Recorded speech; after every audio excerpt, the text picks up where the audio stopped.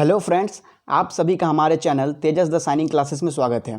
Friends, आज हम railway NTPC और ग्रुप डी से रिलेटेड 2000 क्वेश्चंस की महासीरीज से साइंस के 30 मोस्ट इंपॉर्टेंट क्वेश्चंस और उससे रिलेटेड जितने भी इंपॉर्टेंट क्वेश्चंस ऑफ फैक्ट बन सकते हैं उसको डिस्कस करेंगे। तो वीडियो को लास्ट तक जरूर देखिएगा। और अगर आप अभी तक हमारे चैनल को सब्सक्राइब नहीं किए हैं तो चैनल को सब्सक्राइब करें और बेल आइकन को दबाना ना भूलें, जिससे कि आने वाले वीडियोज़ की नोटिफिकेशन आपको मिलती रहे। और अगर आप इस वीडियो का पीडीएफ चाहते हैं तो आप इस वीडियो का पीडीएफ आप हमारे टेलीग्राम ग्रुप को ज्वाइन कर डाउनलोड कर सकते हैं। टेलीग्राम चैनल का लिंक हमारे डिस्क्रिप्शन बॉक्स में दिया हुआ है। तो चलिए स्टार्ट करते हैं। पहला क्वेश्चन, गुरुत्वाकर्षण का नियम किसने प्रस्तुत किया था? तो फ्रेंड्स, गुरुत्वाकर्षण का जो नियम है वो सर आइजैक न्यूटन ने प्रस्तुत किया था। गुरुत्वाकर्षण का नियम एक्चुअली में है क्या कि किसी दो वस्तुओं के बीच लगने वाला आकर्षण बल उन वस्तुओं के मास के गुणनफल मतलब द्रव्यमान के गुणनफल के समानुपाती और उन दोनों वस्तुओं के बीच डिस्टेंस के विलोमानुपाती, स्क्वायर के विलोमानुपाती होता है। ठीक है। और जब हम इसको इक्वेट करेंगे तो मेरा आएगा F = G × m1 m2 / r², जहाँ पे जो कैपिटल G है उसको हम ग्रेविटेशनल कांस्टेंट बोलते हैं, जिसका वैल्यू 6.67 × 10⁻11 न्यूटन मीटर स्क्वायर पर सेकंड स्क्वायर होता है। यहाँ पे इससे रिलेटेड एक और इम्पॉर्टेंट क्वेश्चन है कि स्मॉल जी का वैल्यू कितना होता है। तो फ्रेंड्स, स्मॉल जी का जो वैल्यू होता है वो 9.8 मीटर पर सेकंड स्क्वायर होता है, जिसको हम अप्रॉक्सीमेट 10 भी ले लेते हैं। और जो पृथ्वी के केंद्र पर स्मॉल जी का जो मान होता है वो 0 होता है, 0 होता है। विषुवत रेखा पर जी का जो मान होता है वो सबसे कम न्यूनतम होता है और ध्रुव पे जो जी का मान होता है वो सर्वाधिक होता है। तो इतना आपको ध्यान रखना है। चलिए नेक्स्ट क्वेश्चन, गैसों के विसरण के नियम का प्रतिपादन किसने किया था? तो फ्रेंड्स, गैसों के विसरण का जो नियम है वो ग्राहम ने दिया था। अगला क्वेश्चन, उत्परिवर्तन का सिद्धांत किसने दिया था? तो फ्रेंड्स, उत्परिवर्तन का जो सिद्धांत है वो ह्यूगो डी ब्रिज ने दिया था। इससे से रिलेटेड और कुछ इंपॉर्टेंट क्वेश्चन है कि प्राकृतिक वरण सिद्धांत किसने दिया था? तो प्राकृतिक वरण सिद्धांत डार्विन ने दिया था। नेचुरल सिलेक्शन सिद्धांत भी डार्विन ने दिया था। विकासवाद सिद्धांत भी डार्विन ने दिया था और आनुवांशिकी की खोज मेंडल ने की थी। नेक्स्ट क्वेश्चन की ओर बढ़ते हैं। नेक्स्ट क्वेश्चन है गुरुत्वाकर्षण से रिलेटेड कि पृथ्वी और सूर्य के बीच दूरी यदि दोगुनी कर दी जाए तो पृथ्वी पर सूर्य द्वारा गुरुत्वाकर्षण बल पर क्या प्रभाव पड़ेगा? तो यदि हम पृथ्वी और सूर्य के बीच की दूरी को दुगुना कर देते हैं तो जो गुरुत्वाकर्षण बल है वो पहले की अपेक्षा 1/4 हो जाएगी, क्योंकि जो डिस्टेंस से जो बल का जो रिलेशन होता है वो इन्वर्सली प्रोपोर्शनल होता है, वो भी स्क्वायर में, तो इसलिए ऐसा होता है। चलिए बढ़ते हैं नेक्स्ट क्वेश्चन की ओर।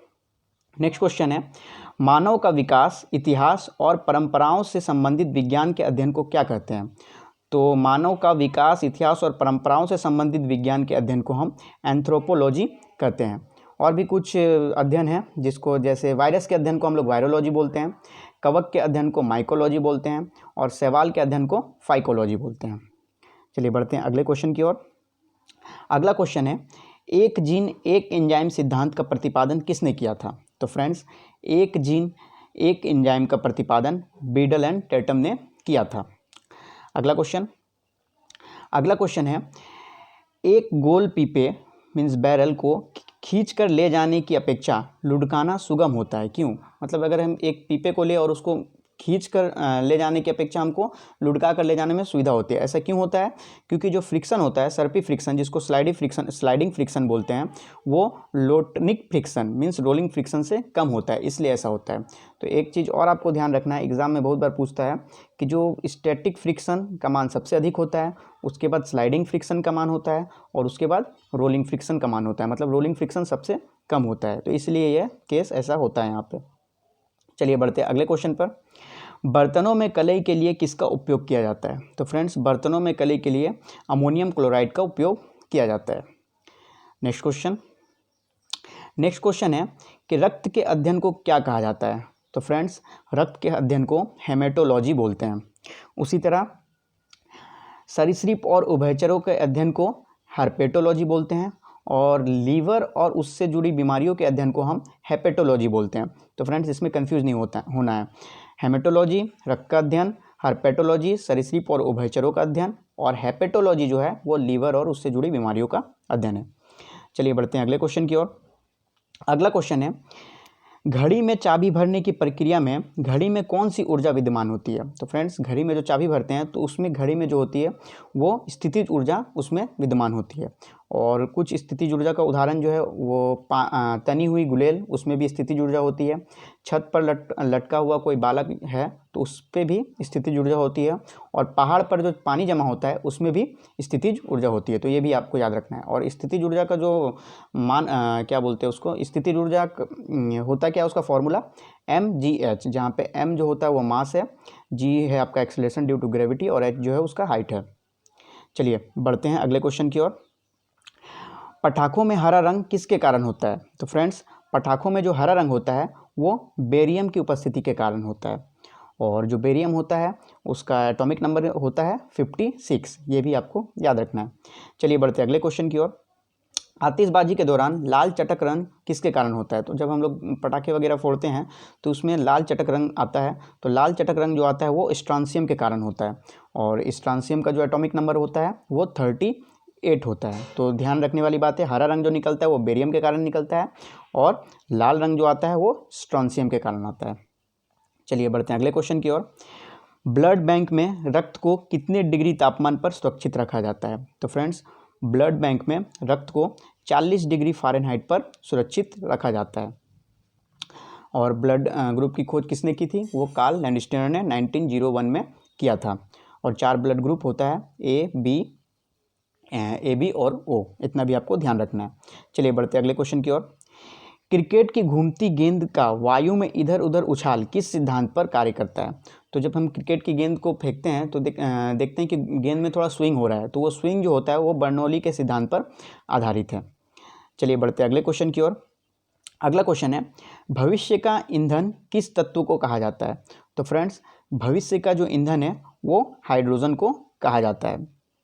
और एक और यहाँ से एक इम्पॉर्टेंट क्वेश्चन है कि स्ट्रेंजर गैस किसे कहते हैं? तो फ्रेंड्स, जो स्ट्रेंजर गैस है उसे हम जेनॉन को हम स्ट्रेंजर गैस कहते हैं। इतना आपको ध्यान रखना है। चलिए बढ़ते हैं अगले क्वेश्चन की ओर। अगला क्वेश्चन है, किडनी में बनने वाली पत्थरी किसकी बनी होती है? तो जो किडनी में जो पत्थरी बनता है वो कैल्शियम ऑक्जेलेट के कारण बनता है। चलिए बढ़ते हैं अगला क्वेश्चन की ओर। निर्वात विद्युत बल्ब के तंतुक से कांच आवरण तक ऊष्मा संचरण किस प्रक्रिया द्वारा होती है? तो ये विकिरण द्वारा होती है। जो बल्ब होता है उसमें जो ऊष्मा का संचरण होता है वो कैसे होता है? तो वो विकिरण के द्वारा होता है। और विकिरण होता क्या है? विकिरण जो है गर्म वस्तु से ठंडी वस्तु की ओर बिना किसी माध्यम के प्रकाश की चाल का सीधी रेखा में स्थानांतरण को विकिरण कहते हैं। मतलब विकिरण के लिए किसी भी माध्यम की आवश्यकता नहीं होती है। चलिए बढ़ते हैं अगले क्वेश्चन की ओर। सर्वाधिक हल्की गैस कौन सी है? तो फ्रेंड्स, सर्वाधिक हल्की गैस जो है वो हाइड्रोजन है। और ये आपको याद रखना है कि हाइड्रोजन के 3 समस्थानिक होते हैं, ठीक है। और हाइड्रोजन जो है वो सबसे हल्की गैस है। चलिए बढ़ते हैं अगले क्वेश्चन की ओर। पित्त का पीएच मान कितना होता है? तो फ्रेंड्स, पित्त का जो पीएच मान होता है वो 7.7 होता है। पीएच मान एक्चुअली में होता क्या है? तो पीएच मान जो है वो किसी भी वस्तु के अम्लीयता और क्षार को दर्शाता है। अगर किसी वस्तु का पीएच मान 7 से कम है मतलब वो अम्लीय है, और 7 से अगर ज़्यादा है तो वो बेसिक है। और पीएच मान 14 तक ही हम लोग गिनते हैं। उसी तरह कुछ और भी तत्वों का पीएच मान, जैसे रक्त का पीएच मान 7.4 होता है, मूत्र का पीएच मान 4.8 से 8 तक होता है, और दूध का पीएच मान जो होता है वो 6.4 से 6.8 तक होता है। तो ये आपको याद रखना है। पित्त का 7.7, रक्त का 7.4, मूत्र का 4.8 से 8, और दूध का 6.4 से 6.8, और पानी का जो पीएच मान होता है वो 7 होता है, शुद्ध पानी का। चलिए बढ़ते अगले क्वेश्चन की ओर। अगला क्वेश्चन है, एक प्याले में चाय 90 डिग्री से 80 डिग्री सेल्सियस तक ठीक 1 मिनट में ठंडी होती है। तो 70 डिग्री से 60 डिग्री सेल्सियस तक ठंडा होने में उसे कितना समय लगेगा? तो फ्रेंड्स, 70 से 60 डिग्री होने में उसे 1 मिनट से अधिक समय लगेगा। ऐसा क्यों होगा? तो ऐसा न्यूटन लॉ ऑफ कूलिंग के कारण होता है, ठीक है। तो इतना आपको ध्यान रखना है। अगला क्वेश्चन है, जल की अस्थायी कठोरता का क्या कारण है? तो फ्रेंड्स, जल की जो अस्थायी कठोरता होती है वो कैल्शियम और मैग्नीशियम के सल्फेट के घुले रहने के कारण होती है। अगला क्वेश्चन है, जंतुओं में होने वाला फूड एंड माउथ रोग किसके कारण होता है? तो फ्रेंड्स, जंतुओं में होने वाला फूड एंड माउथ रोग है वो वायरस के कारण होता है। और इसी से रिलेटेड एक और क्वेश्चन है कि एथलीट फूड किससे होता है? तो फ्रेंड्स, एथलीट फूड जो होता है वो कवक से होता है। तो दोनों में कंफ्यूज नहीं होना है। फूड एंड माउथ रोग जो होता है वो वायरस के कारण होता है और एथलीट फूड जो होता है वो कवक के कारण होता है। चलिए बढ़ते हैं अगले क्वेश्चन की ओर। अगला क्वेश्चन है, रडार का प्रयोग किस कारण किया जाता है? रडार का जो यूज होता है वो क्यों किया जाता है? तो रडार का जो यूज होता है वो वायुयान जैसी वस्तुओं की पहचान और उसकी स्थिति निर्धारण हेतु किया जाता है। तो रडार से इंपॉर्टेंट और कुछ क्वेश्चन है, जैसे रडार का फुल फॉर्म क्या होता है? तो रडार का जो फुल फॉर्म होता है वो रेडियो डिटेक्शन एंड रेंजिंग होता है। रडार का आविष्कार किसने किया था? तो रडार का आविष्कार रॉबर्ट वाटसन वॉट ने 1930 ईस्वी में किया था। और रेडियो तरंग की खोज किसने की थी फ्रेंड्स? तो रेडियो तरंग की खोज 1886 ईस्वी में हाइनरिक हर्ज ने किया था। चलिए बढ़ते अगले क्वेश्चन की ओर।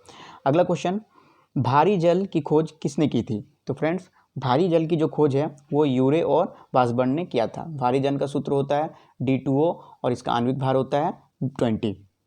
चलिए बढ़ते हैं अगले क्वेश्चन की ओर। हमारे शरीर में प्रोटीन का पाचन कहाँ होता है? तो फ्रेंड्स, हमारे शरीर में प्रोटीन का जो पाचन है वो छोटी आंत में होता है। चलिए बढ़ते हैं अगले क्वेश्चन की ओर। अगला क्वेश्चन, यदि आप समतल दर्पण की ओर 10 मीटर पर सेकंड के वेग से जा रहे हैं और आपका प्रतिबिंब आपकी ओर किस वेग से आएगा तब? तो फ्रेंड्स, अगर आप किसी समतल दर्पण पर 10 मीटर प्रति सेकंड वेग से जा रहे हैं तो आपका जो प्रतिबिंब है वो आप दुगना वेग से आता हुआ नजर आएगा, मतलब 20 मीटर पर सेकंड के वेग से आता हुआ नजर आएगा। चलिए बढ़ते हैं अगले क्वेश्चन की ओर। अगला क्वेश्चन, इंसुलिन की खोज किसने की थी? तो फ्रेंड्स, इंसुलिन की खोज जो है वो बेटिंग एवं बेस्ट ने किया था। बेटिंग एंड बेस्ट ने किया था। चलिए बढ़ते हैं अगले क्वेश्चन की ओर। अगला क्वेश्चन है, दंत चिकित्सक का दर्पण कैसा होता है? तो फ्रेंड्स, दंत चिकित्सक का जो दर्पण होता है वो अवतल लेंस का होता है और भी अवतल लेंस का अवतल दर्पण का होता है। और भी अवतल दर्पण का कुछ उपयोग है। सोलर कुकर में भी अवतल दर्पण का उपयोग किया जाता है। दूरबीन में भी अवतल